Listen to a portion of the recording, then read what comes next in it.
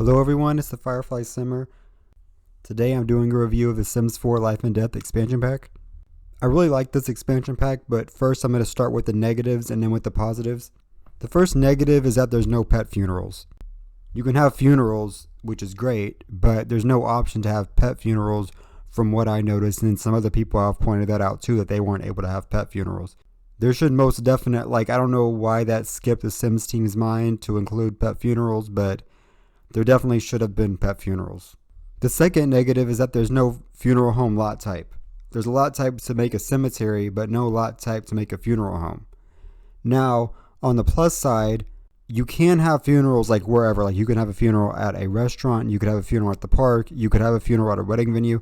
You could pretty much have a funeral wherever, which is cool, but it would have been nice to have a funeral venue type. Now, technically, you can make a funeral lot, like a funeral home lot type, and list it as a generic lot, but that's not the same. Like, it would have been cool if we could have had a funeral home lot type. But I do like the fact that we could have funerals at restaurants or lounges or basically wherever we want. The next negative is the fact that there was no glass coffins. And also, aside from not having glass coffins, there's also no open caskets.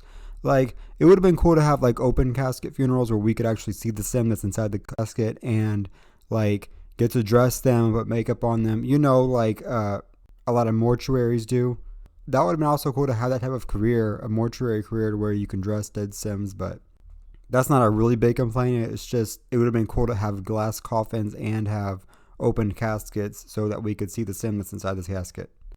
And as far as having glass coffins go, like, it'd have been cool if, like, you could use that glass coffin to kind of preserve your dead sim, and like you could like make a shrine in your house, not to like worship the dead sim, but like a shrine of the dead sim with the sim inside the coffin, and then you could have flowers around it.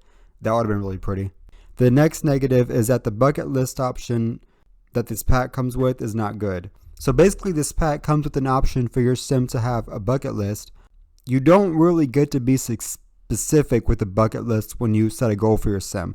Like, for example, if you say that you want your sim to travel, you don't get to choose where your sim travels to. The bucket list system will automatically come up with a place for your sim to travel to, like Solani or some other type of world. But it's like, we should be able to choose that ourselves. Like, if I want my sim to travel, I should be able to pick, oh, they want a vacation in Tomarang, they want a vacation in Windenburg or somewhere, you know, instead of the game automatically setting a goal for us. Like, it doesn't let us be specific enough with the goals for their bucket list. So I don't see why they did it like that, why the Sims team decided to do that. Like, we should be able to choose where our sim wants to travel on their bucket list, where they want a vacation. Yeah, so that was ridiculous. The next negative is the fact that the new world, Ravenwood, there's no snow whenever there's the winter season in Ravenwood. And given that this world is based off of Romania, there should have been snow in this world.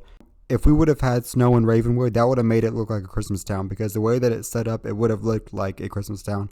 So that would have been very cool if they would have made it to where it could snow in that world. And then the last negative is the family portraits. Yes, I'm glad that we finally have family portraits. That was on my bucket list for, well, not my bucket list. That was on my wish list for 2024 for The Sims. However, the family portrait is basically just the gallery photo that you could hang on the wall. That's it. The family portraits should have looked more like this. Those are better looking family portraits rather than the gallery photo that they give us. But I am glad that we got family portraits nonetheless. Okay, so now on to the positives. The world of Ravenwood is gorgeous. Even though it doesn't come with snow and it should have snow in it, it's still gorgeous. The scenery, the nature that's in the world, I think it's beautiful.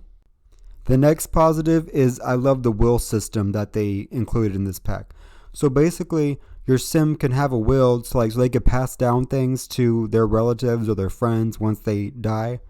Like, you could pass down money, or you could pass down furniture and like make them into heirlooms. And you could basically set anything as an heirloom. You could set a painting as an heirloom. You could set a piece of furniture as an heirloom. Practically anything that your sim owns, you could set as a family heirloom, and it could be passed down to somebody else, which I really like that. And as far as the will system goes, like I like how specific it is because you could decide that you want to have this amount of money go to this sim and like another amount of money go to another sim. The sim that I have in the game, one of them has 8 kids. So I like the fact that they would have the option to split up money in between those relatives. So I love the will system and the family heirlooms and how specific they were with that. I also like the build buy mode items that came with the pack. They come with a lot of good tools for like, you know, a funeral, a lot of different type of caskets. Something that would have been cool if they would have included like a mummy type of casket. You know how people used to get mummified back in the day.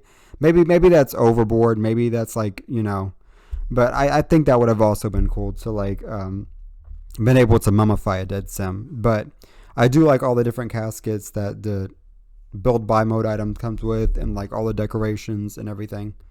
And the last positive is I love that we finally have funerals in The Sims 4. Funerals were like a big on my wish list for The Sims 4 this year, and I'm glad that we finally got it. Like there were quite a few things knocked off my wish list with this pack because we got the will system, family heirlooms, and funerals. I think they kind of blew it out of the ballpark with this pack. It was a really good pack.